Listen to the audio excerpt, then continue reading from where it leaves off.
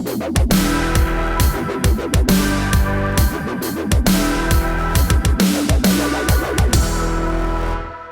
there is something rotten in the state of New York, and it's coming from a pretty hallowed place. Hi, everybody. I'm Bill Whittle here with Steve Green and Scott Ott, and this is your right angle on the communist cadet, who apparently a few years ago was found to be distributing all kinds of communist and socialist literature on social media, and he had a picture of himself taken with Che Guevara shirt underneath. But the one thing that really just woke me up this morning, because I hadn't heard about the story, I just missed it. Here's a picture of a West Point cadet at graduation with his hat off, and written on the inside of the hat is "Communism will win," as he holds up the fist of the communist revolutionary. And this upsets me quite a bit. So there's a couple things to talk about here. Scotty, let's start with you. My first reaction to this guy was, what a disgrace to this uniform. My second reaction is that how could this guy possibly be an officer candidate when he's this stupid? I mean, really, that was it. It was like, how can you be this stupid in this modern age and still survive? But this idea that, what do you say to this idea that this man is entitled to his free expression of his ideas, and that to throw him out of the military is somehow violating? If the former president were here, he'd say, that's not who we are, throwing communists out of West Point. That's not who we are. We should be encouraging communists and celebrating their diversity of opinion. Who are we to say that this guy should be thrown out of the Army? I think he should be thrown out of the Army and more, but I'll get to that in a minute. Well, I mean, I think the immediate question that arises is this guy a security threat? Is he a security threat to his comrades in arms? I mean, if Yes. he went into a Yes. battle situation, do we have to worry about the fragging? Is the guy behind us more dangerous than the guy in front of us? Now, that said, I think one of the wonderful things about the United States of America is even the communists can enjoy the fruits of capitalism and of our national defense system that rests largely on those fruits of capitalism. You hate to want to discourage a boy from enlisting. Do you pay to go to West Point, or is that a scholarship deal? You have to serve 8 years active duty Army. Okay, so you pay in with your exchange. duty in the Army. Okay. Yes. And he was already an enlisted In a number of years. serviceman, and did some time in Afghanistan, I think. So there's a program for enlisted men to become officers. He saw this. He'd already had his views, and he took it. He said he wanted to change the system from the inside. I think you can change the system from the inside of a cell in Leavenworth. That's what I think you can do. But go ahead. Now, my understanding is that there was, after a lengthy military judicial proceeding, he was, and you'll get into this more, but the Army dealt with him, okay? And I'll let you go into the details of that. But in a sense, I think, well, this is where I want my communists. I want them posing with signs on social media. I want them wearing Che Guevara shirts. I want them easily identifiable. I mean, he's not like an Ed Snowden, He's not like secretly pretending to do something when he's actually stealing our secrets. He's out there, just waving his freak flag in the wind and being who he is. So I don't know. I'm kind of torn on this because I'm a free speech absolutist. I think he was out of uniform with the Che Guevara undershirt. He's not out of uniform here. But if he's in his dress uniform here. Well, that's what I'm saying. He's wearing a dress uniform, but he pulls that open the Che to take a shirt picture. No, he's got his cap inverted, and it says "Communism will win." But I also saw a picture of him with the in his dress uniform with the Che shirt underneath it. So that clearly he's out of regs there. So they need to deal with that. But what perhaps the greatest marvel in this story for me is the fact that in the United States of America, you can go to West Point, you can be part of our military, and you can essentially declare yourself to be an enemy of our way of life. And what we do is, we don't kneel you down in the public square and cut your head off. We don't put you up against a wall and shoot you in front of a firing squad. What we do is institute a lengthy legal process, probably at great expense, to determine whether or not you should have some sort of questionable discharge from the military service. So even the enemies of the state, so to speak, get treated with due process of law in the United States. And overall, to me, the story leaves the taste in my mouth of, ain't that America and ain't it great? Yeah. That's not the taste it leaves in my mouth. I'm thinking about us rather than I agree with you, the due process, and I agree with you about not just rushing to put people up against a wall and all. I completely get that. Steve, you've got a unique perspective on this because you went to military school for many years. So my question to you is twofold. I'm looking at this picture. We'll bring it up a couple times during this segment. First of all, if you look at this guy, it looks like this is what Lurch looked like when he was in his early 20s. But put that minor ad hominem attack out of the way because I just had to get a little pressure out of my system.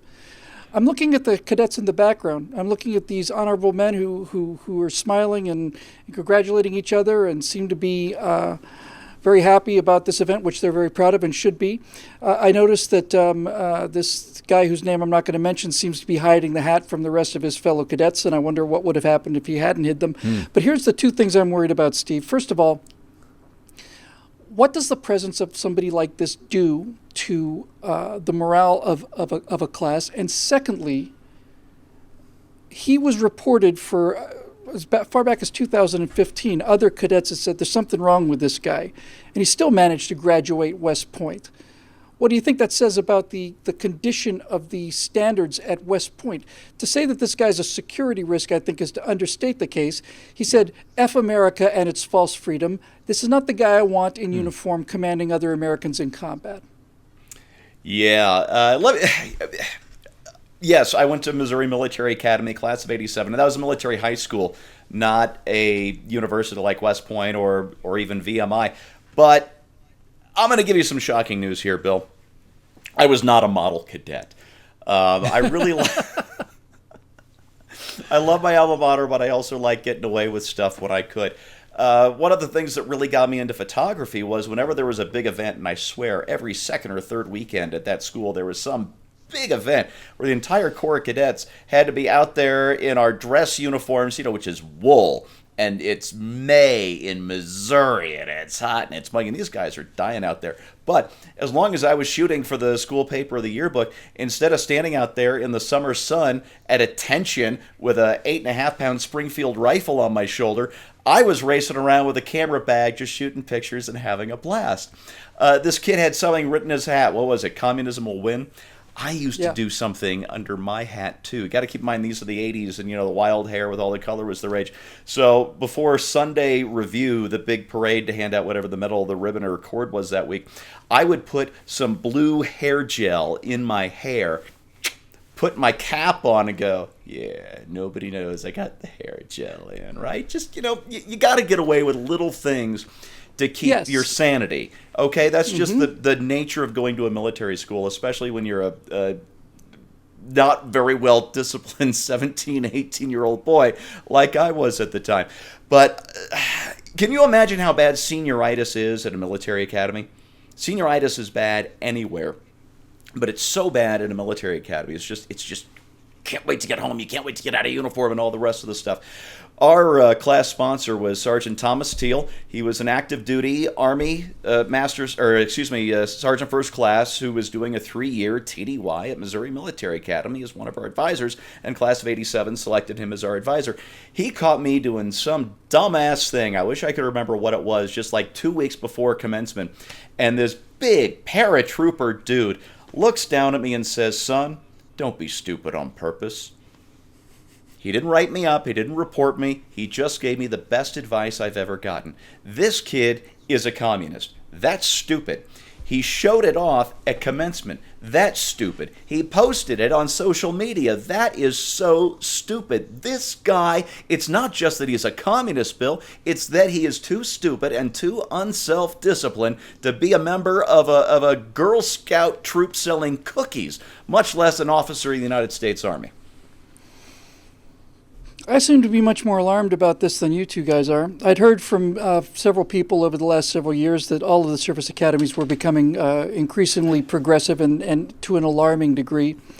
I'll bring this picture up one more time. I look at this picture and it makes me sick. It makes me ill. It makes me ill in the same way it would make most people ill if he'd said Nazism will win and he had his arm out in the stiff-arm Nazi salute. If that were to be the case, this would be a national story. And the fact that the communists killed far more people than the National Socialists did is one of the reasons why it's not. And since those of us that take the trouble to read about these things know the history of this particular slogan, this particular ideology, that particular fist sign, it's disgraceful. It's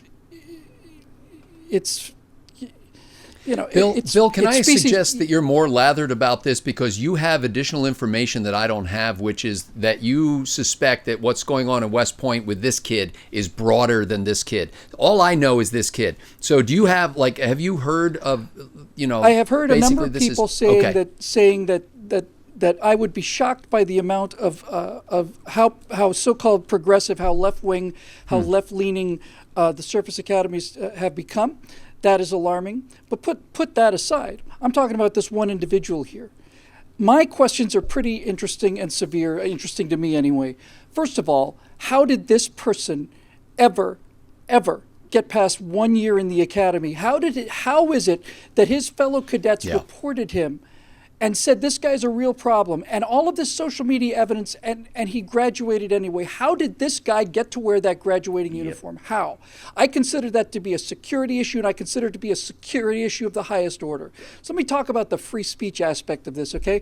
This lunatic idiot, this traitor basically can say whatever he wants to. It's a free country, and the rest of the men in this picture are ready to die to give their lives to let this man be this stupid and be this wrong. But that's not the point.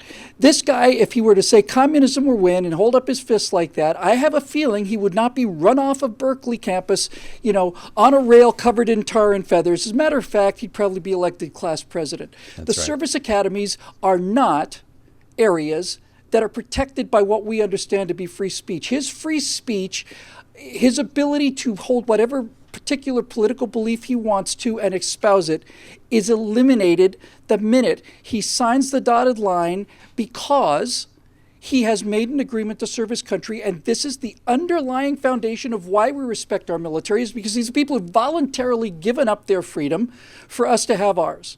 So the fact that this guy's in the class at all, to me, is not only a disgrace, it is a serious, serious security issue. Agreed. But deeper than that, I want to say this about this guy. You know, you look pretty well fed to me there, Second Lieutenant, and you have managed to pull off a fast one, and you've managed to get your moment of fame.